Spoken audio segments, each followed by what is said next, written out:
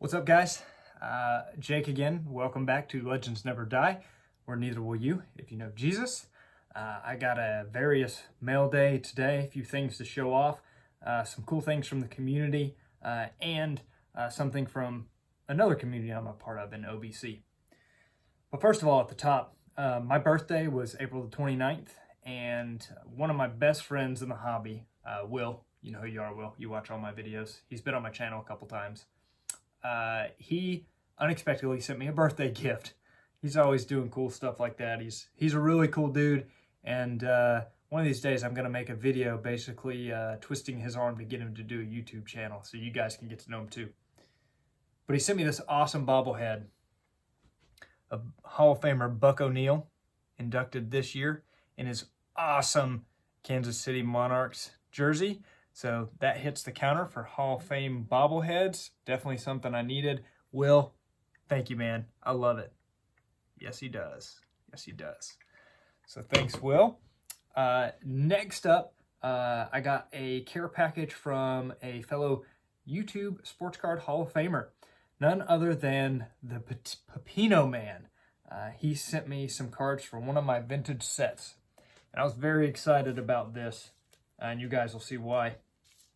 He sent me 4 cards for my 64 Topps Giants set. He sent me Dick Groat, which Pepino Man would get a lot more excited about than me. I'll just leave it at that. Hall of Famer Tony Oliva, also an inductee for this year's Hall of Fame class. Very cool. Needed that one. Another Hall of Famer, Al Kaline, 3000 Hit Club member. Needed that one. And man, I couldn't believe he sent me this last one, but one I definitely needed and the one I was the most excited about. My boy, Henry Hank Aaron, the Hammer. In that, this is such a cool image. This is the one I choose to show from my set on my website. I love that old school Milwaukee hat. Man, Pepino Man, thanks, brother. I really appreciate it. Those are awesome. Those are awesome. Finally, special story. Drew, you'll like this one. So I'm a member of a group called OBC, Old Baseball Cards. The basic premise is it's all about care packages to each other for your vintage sets, low grade, I'm talking low grade, that people just send each other. Like if Will's in it, for example, if he needs something and I see that I have an extra of it, I just send it to him. It's not a trade. It's really just a, random act of kindness is what it's built upon. Really tight-knit group. It was created the year that I was born in 1991. I've been a member for about 4 years now. A lot of fun, really cool way to get cards, camaraderie, and get to know other people in the hobby. They have a meetup at the National, so I'm looking forward to meeting a lot of those guys this year. But the item that I have is truly unique. It's not a card, and it has a special story behind it. And I'm going to read the letter that came with it to kind of illustrate it to you guys. It comes from Terry Woods, who's a member of OBC. I'm going to leave out the headline of talking about what it is, but I'm becoming the custodian of this item. It says, it's the mid-90s, and we have a fairly new member named Kevin Loesch. He would never know where he led the group. His first contact with Kevin was an email filled with excitement. He had found this item in really good condition and knew that Terry collected these. How much was it worth? If it was a Hall of Famer, it'd be really valuable, right? Well, there was 2 players by this name. One was in the 20s, and this was a 40s item. Quick research determined that it was the one from the 40s. Kevin was disappointed, but it was still a great item, and he got it at a good price. A few weeks later, they got devastating news. Kevin had gotten terminal cancer, pancreatic cancer. And Kevin had a 75 Topps set that he was working on and was less than halfway at the time. Someone in the group suggested that they try and hit his set to complete it. In 3 days, they had them all, including the Brett and Yount rookie. They all mailed their cards directly to Kevin, and everyone put their package in the mail on the same day. There were about 40 members of OBC that contributed to the set. Late the next week on the Monday, they had a post there that Kevin had made about receiving it all. He had gone with his son to pick up the mail at the mailbox. A few packages were there, but so was a notice to check at the counter. All but 1 or 2 of the packages had shown up already. The Postal Service apparently had contributed divine intervention for the last couple cards to set the scene for him to complete the set. His revelation of what it meant to him, and with his son being there as a part of it, was really hard. And he says it was like the story of Old Yeller ending, very emotional.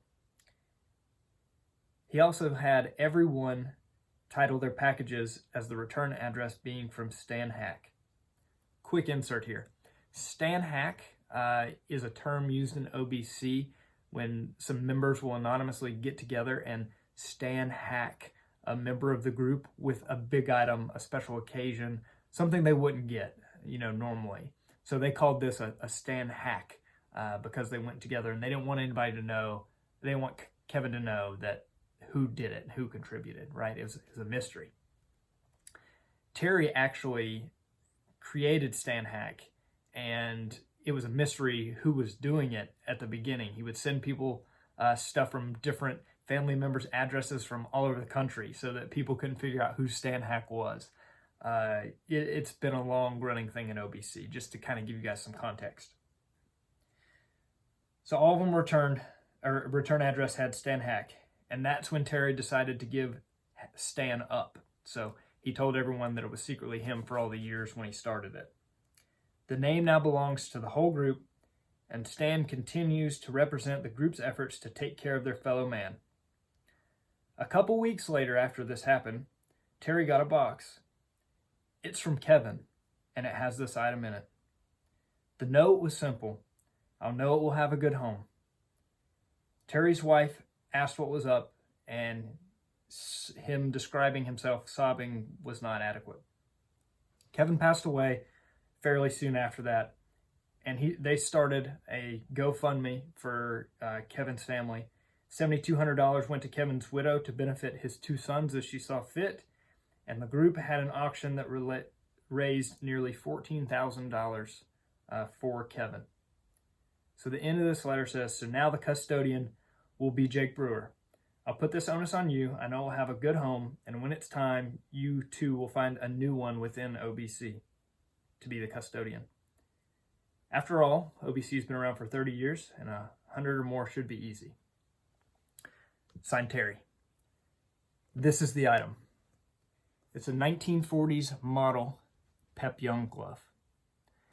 And while Pep Young is not a Hall of Famer or necessarily a big-time player, this glove held a special place in someone's collection. 2 people, actually, Kevin's and then Terry's. And what it really represents for OBC is special. And I'm proud to be the custodian of it for the group. And I hope to have it for a long time in my collection. There's a letter I'm going to display with the glove so the story can be told. So I hope you guys enjoyed my mail day. I hope you stuck around for the story. I think that the YouTube community also has a lot of the same sentiment. It's what makes it special. So until next time, guys, keep collecting, and God bless.